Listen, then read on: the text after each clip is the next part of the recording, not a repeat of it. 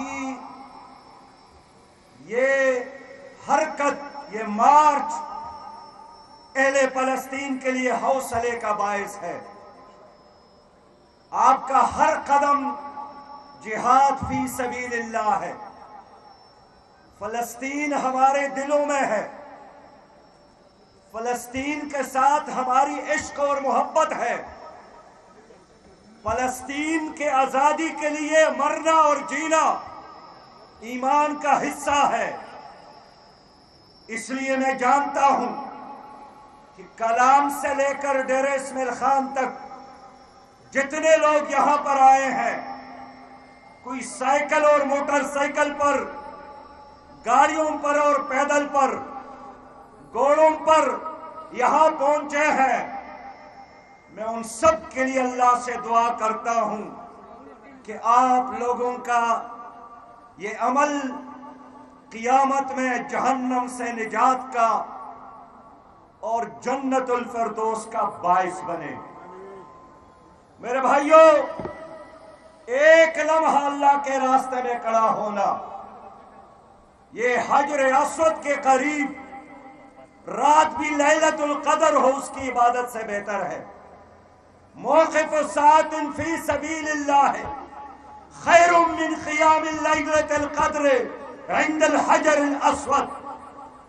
ایک لمحہ راہ خدا میں کھڑا ہونا یہ لیلۃ القدر کی عبادت سے بہتر ہے۔ نبی مہربان نے فرمایا، حضرت عمر ابن خطاب رضی اللہ تعالیٰ عنہ نے ایک لشکر قادسیت کی طرف رخصت کیا،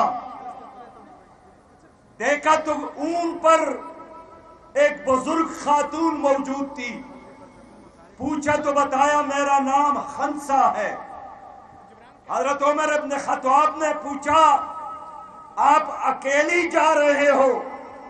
فرمایا نہیں، میرے 4 بچے میرے ہم سفر ہے۔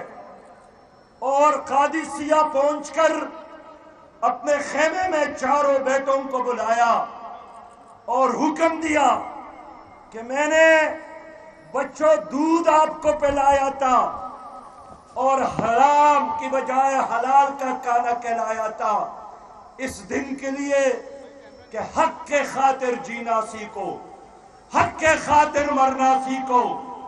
اور وصیت کی کہ کل جہاد کے اس معرکے میں شامل ہونا جہاں تلواروں کی جھنکار میں یہاں بھی سنوں۔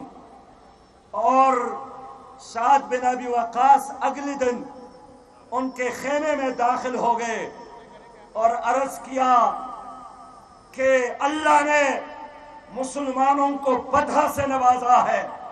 خاتون نے سجدہ شکر بجا لایا اور پھر خاموش ہو کر پھر عرض کیا کہ اللہ نے آپ کو 4 بیٹے اپنے راستے میں قبول فرمایا۔ اور خاتون نے پھر سجدہ کیا اور اللہ سے عرض کیا کہ اللہ آپ نے جو امانت میری سپرد کی تھی، میں نے وہ اپنی امانت اب آپ کے حوالے کی ہے، قبول کرنا اور میرے لیے جنت کا دروازہ کھولنا۔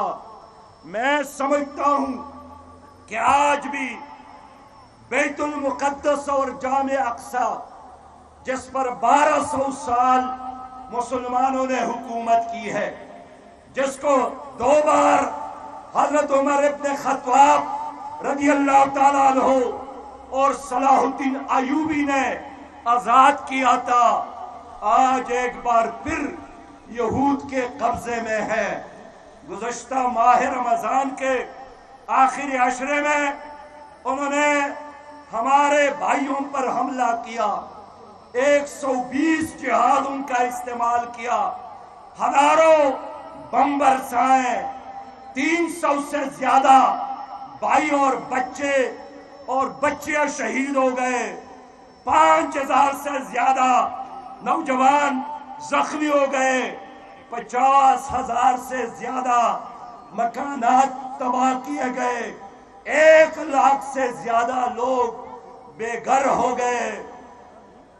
ہم نے دنیا بھر کے اسلامی تحریکوں سے رابطہ کیا، اپنے ملک کی حکومت سے بھی رابطہ کیا، وزیر خارجہ سے بھی رابطہ کیا، اور ہم نے عرض کیا کہ بیت المقدس ہمیں پکار رہا ہے۔ ایمان کا تقاضا یہی ہے کہ ان کی پکار پر لبیک کہہ کر ہم اہل فلسطین کا ساتھ دے۔ میرے بھائیوں، یہ دنیا کے واحد لڑائی ہے کہ غلیل اور پتھروں سے توپوں کا، ٹینکوں کا اور جہازوں کا مقابلہ ہو رہا ہے، لیکن 1400 سال قبل اللہ نے فرمایا تھا وَمَا رَمَيْتَ إِذْ رَمَيْتَ وَلَكِنَّ اللَّهَ رَمَى۔ یہ جو آپ پتھر اور ریت کے ذرے اٹھا کر دشمنوں کی طرف پھینکتے ہیں اور اس کے نتیجے میں ان کی ہلاکت ہوتی ہے، یہ تو میں پھینکتا ہوں۔ ہم نے دیکھا کہ اللہ تعالیٰ نے غلیل والوں کو، پتھر پھینکنے والوں کو کامیابی دی، اور اسرائیل ذلت اور رسوائی کا سامنا کر رہا ہے۔ میں اہل اسلام آباد کا، اہل کراچی کا اور پاکستان بھر کے لوگوں کا، دنیا بھر کے مسلمانوں کا اور باضمیر انسانوں کا شکر گزار ہوں کہ انہوں نے فلسطینیوں کا ساتھ دیا، لیکن ان کا ساتھ دینا ہمارے لیے ایمان کا تقاضا ہے۔ میں جب اپنی تاریخ پر نظر ڈالتا ہوں تو معتصم باللہ اپنے دربار میں بیٹھے تھے، اور ایک آدمی نے ان کو بتایا کہ بارڈر پر، سرحد پر ایک عیسائی نے مسلمان کے خاتون کے چادر کو ہاتھ لگایا اور وہ معتصم باللہ کو پکار رہی ہے۔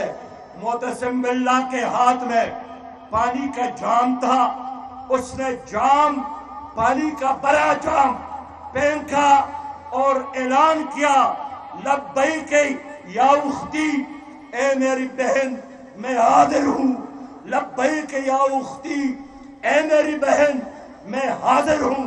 وہ چل پڑا اور لڑے، مرے، اور عیسائیوں کو سبق سکھایا کہ کبھی بھی مسلمان زمین پر اور مسلمان بہن اور مسلمان کی بے عزتی نہ کرنا۔ یہ عبدالحمید آخری خلیفہ ہے، ان کے خدمت میں یہودی وفد حاضر ہو گیا کہ ہم آپ کی حکومت پر، خلافت پر تمام قرضے ختم کریں گے اگر آپ بیت المقدس میں ہمیں چھوٹی سی جگہ دے دے۔ انہوں نے ریت کا ذرہ اٹھایا اور فرمایا کہ اگر ریت کے ایک ذرے کے مقابلے میں آپ دنیا بھر کا سونا میرے قدموں میں ڈھیر کرتے ہو تو یہ ریت کا ذرہ بھی میں دینے کے لیے تیار نہیں ہوں۔ اس لیے میرے دوستو، آج ماضی کے مقابلے میں عالمی اسلام ایک طاقتور عالمی اسلام ہے۔ دنیا کے 6 اسلامی ممالک جس میں پاکستان، ترکی، ایران، سعودی عرب اور انڈونیشیا اور مصر کی فوج مجموعی تعداد 74 لاکھ سے زیادہ ہے۔ اس کے مقابلے میں اسرائیل کے ساتھ صرف 6,43,000 فوج ہے۔ عالمی اسلام کے ان ممالک کے ساتھ 1,296 جنگی طیارے ہیں۔ اس کے مقابلے میں اسرائیل کے ساتھ صرف 243 طیارے ہیں۔ پاکستان کے ساتھ 160 جنگی ہتھیار ہے۔ اس کے مقابلے میں اسرائیل کے ساتھ صرف 90 ایٹمی ہتھیار ہے۔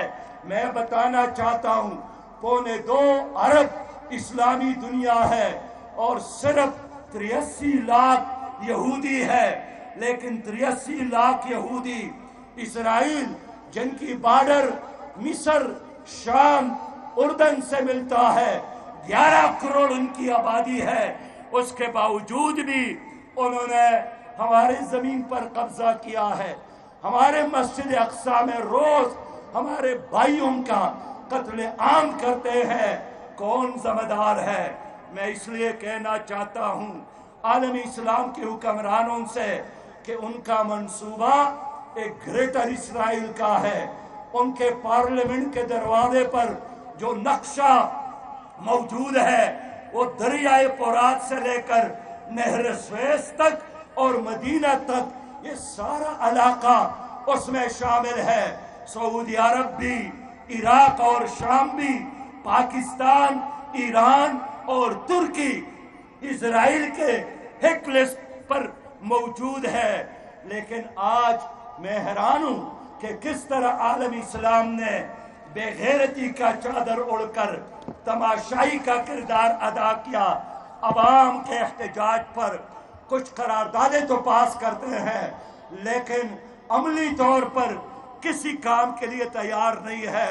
میں ایک بار پھر آپ کی طرف سے یہ ڈیمانڈ کرنا چاہتا ہوں کہ عالمی اسلام یہودیوں سے اور یہودیوں کی سرپرست امریکہ سے، فرانس سے، برطانیہ سے مطالبہ نہ کرے۔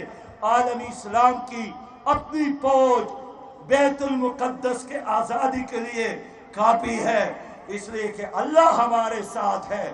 اگر اللہ ہمارے ساتھ ہو ہمیں امریکہ کی ضرورت نہیں ہے۔ امریکہ تو ہم نے افغانستان میں دیکھا کس طرح شکست سے دو چار ہے، کس طرح 46 ممالک کے مشترک فوج کو شکست کا سامنا ہے۔ میں اس لیے چاہتا ہوں کہ ایک ریکنسٹرکشن فنڈ قائم کیا جائے غزہ کو دوبارہ آباد کرنے کے لیے۔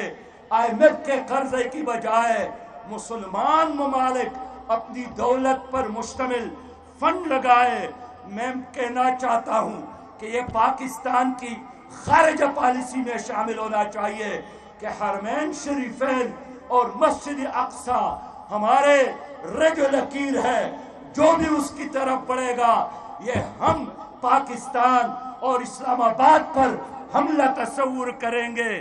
میں اس لیے کہنا چاہتا ہوں کہ ان ممالک، مسلمان ممالک جنہوں نے اسرائیل کو تسلیم کیا ہے، اپنی اس فیصلے پر نظر ثانی کر لے اور بیت المقدس کی آزادی کے لیے ایک پلان بنا لے۔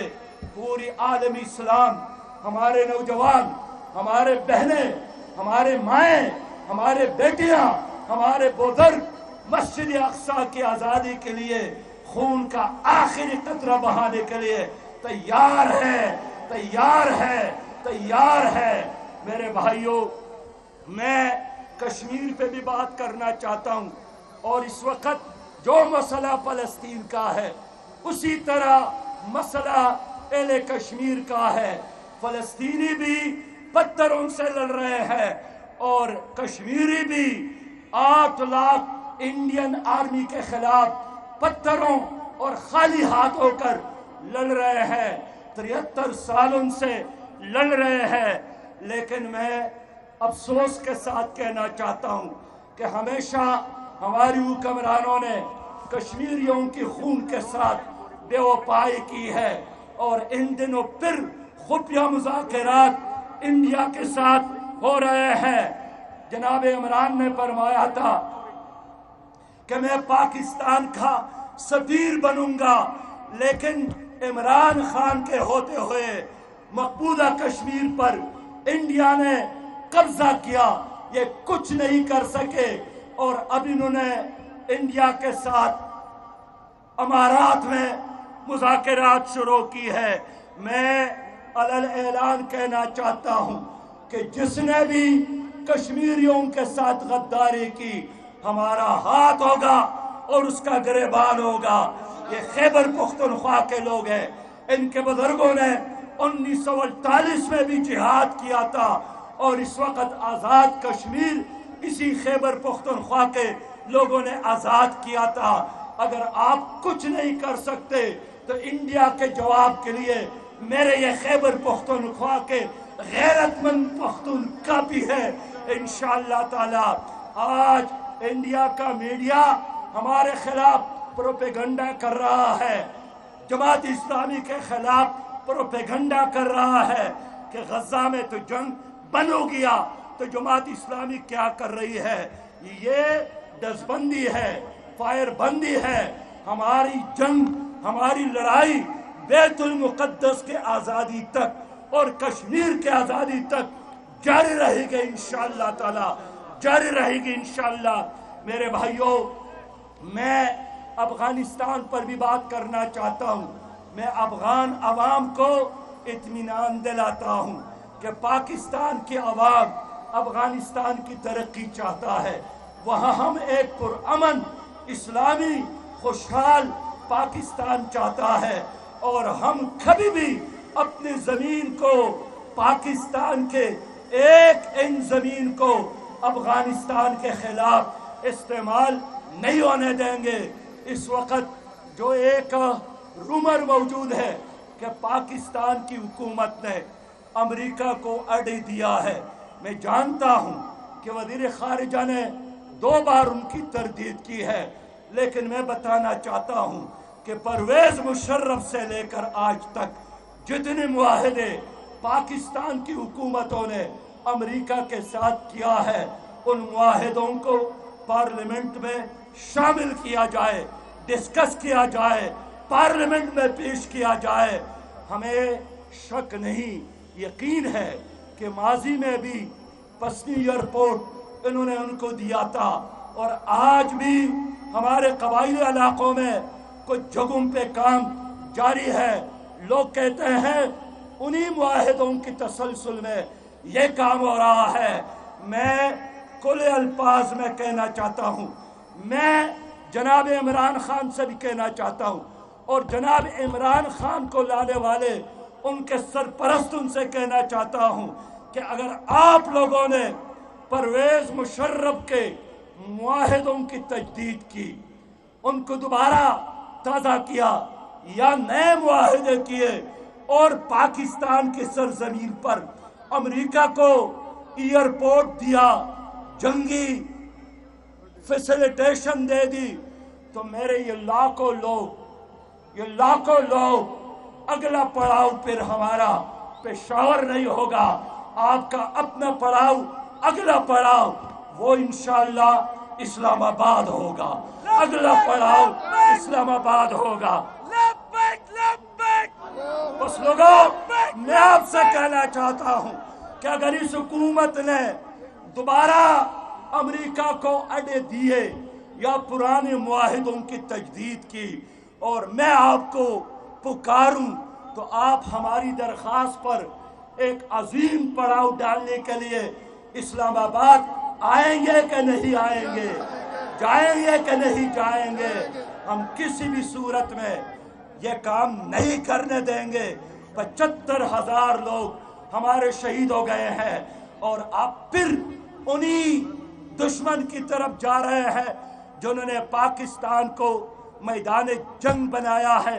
मैं कहना चाहता हूँ, पाकिस्तान की फौज बहादुर फौज है, बड़ी फौज है, प्रोफेशनल लिहाज से भी एक ताकतवर फौज है, लेकिन इस बड़ी फौज को 8 गुना बड़े दुश्मन का सामना है, इंडिया का सामना है। लेकिन इनके जिम्मेदारियां कि उन्होंने सिक्योरिटी के अलावा और जिम्मेदारियां संभाल ली है। ये हुकूमतों को बनाना, हुकूमतों को गिराना, हुकूमतों को चलाना, ये बहुत मुश्किल काम है, और ये जिम्मेदारी इनकी नहीं है।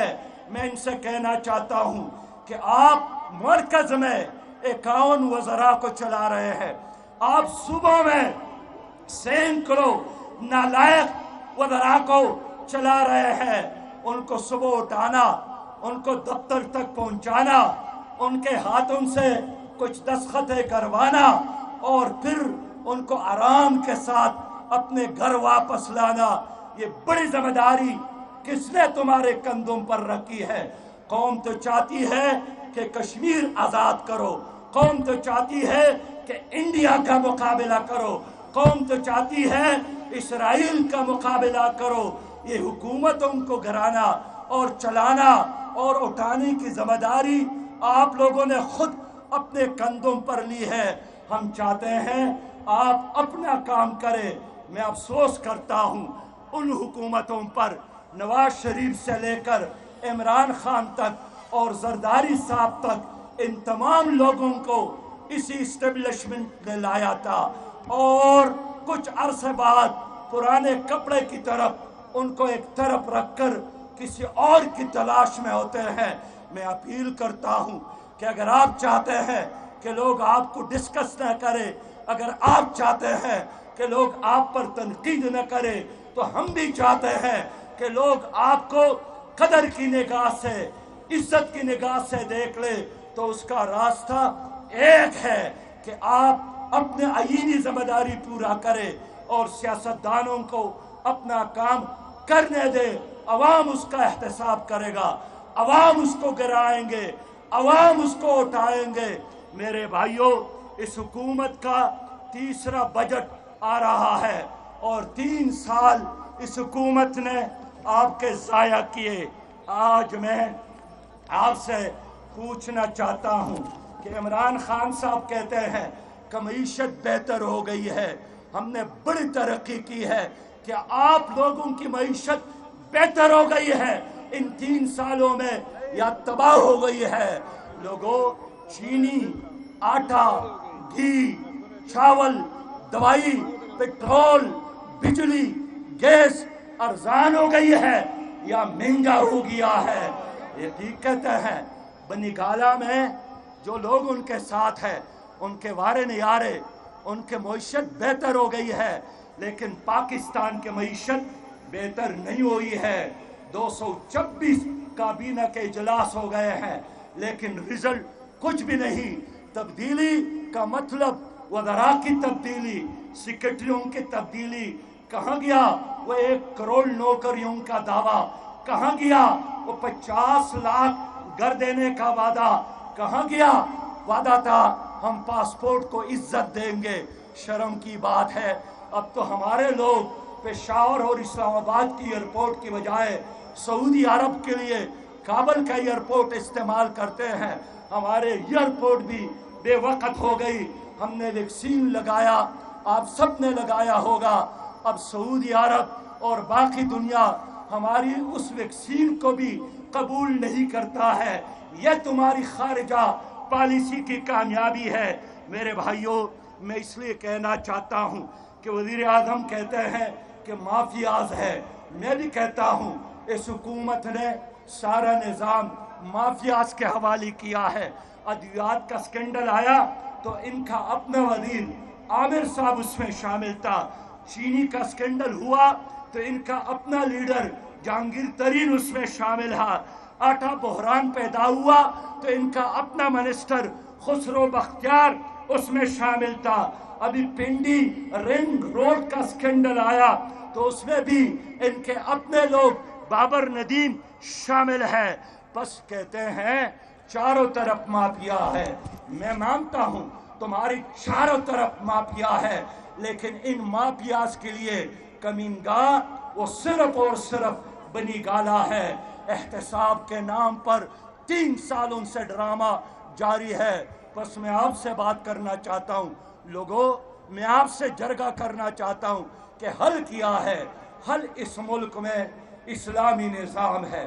کون سا نظام ہے؟ اسلامی نظام۔ آپ کے مسائل کا حل کون سا نظام ہے؟ اسلامی نظام۔ جماعت اسلامی اس ملک میں اسلامی نظام چاہتی ہے۔ آپ نے جرنیلوں کو دیکھا، آپ نے people party, Muslim league, P T I کو دیکھا۔ آپ ایک چانس اس ملک میں اسلامی نظام کے لیے جماعت اسلامی کو دے۔ میں عوام سے بھی اپیل کرنا چاہتا ہوں کہ آئندہ نسلوں کے خاطر ایک اسلامی پاکستان بنانے کی ضرورت ہے۔ میں کارکنان جماعت سے بھی اپیل کرتا ہوں کہ ایک ایک گھر جا کر اللہ کا پیغام پہنچا کر لوگوں کو یکسو کرے کہ مدینہ کی اسلامی ریاست جماعت اسلامی بنا سکتی ہے۔ PTI بھی اسلامی ریاست بنانا چاہتی تھی، لیکن اسلام تو دور کی بات ہے، ان کی وجہ سے تو ریاست بھی خطرے میں ہے، ان کی وجہ سے تو جغرافیہ بھی خطرے میں ہے، ان کی وجہ سے تو کشمیر بھی ڈوب گیا۔ اس لیے اس ملک کی جغرافیائی سرحدوں کے حفاظت اور اس ملک کے نظریاتی سرحدوں کے حفاظت صرف اور صرف جماعت اسلامی کر سکتی ہے۔ بس لوگوں، یہاں سے واپس جانا، لیکن گھر نہیں جانا، یہاں سے واپس جا کر پاکستان کو ایک حقیقی معنوں میں اسلامی پاکستان کے خاطر جدوجہد کرنا۔ اور جب ہم نے آپ کو بلایا اسلام آباد کی طرف، ایک اسلام آباد میں عظیم الشان پڑاؤ ڈالنے کے خاطر آپ کو بلایا، تو ایک بار پھر مغرب کے وقت ہاتھ اٹھا کر میرے ساتھ وعدہ کرے کہ آپ آئیں گے، اپنے لوگوں سمیت آئیں گے، چاروں طرف سے آئیں گے، اور ہر قیمت میں انشاءاللہ ہم نے پاکستان کو اسلامی پاکستان اور خوشحال پاکستان بنانا ہے۔ وآخر دعوانا ان الحمدللہ رب العالمین۔ اسلام زندہ باد، پاکستان پائندہ باد۔ لبیک یا اقصی، لبیک یا اقصی۔ السلام علیکم ورحمۃ اللہ۔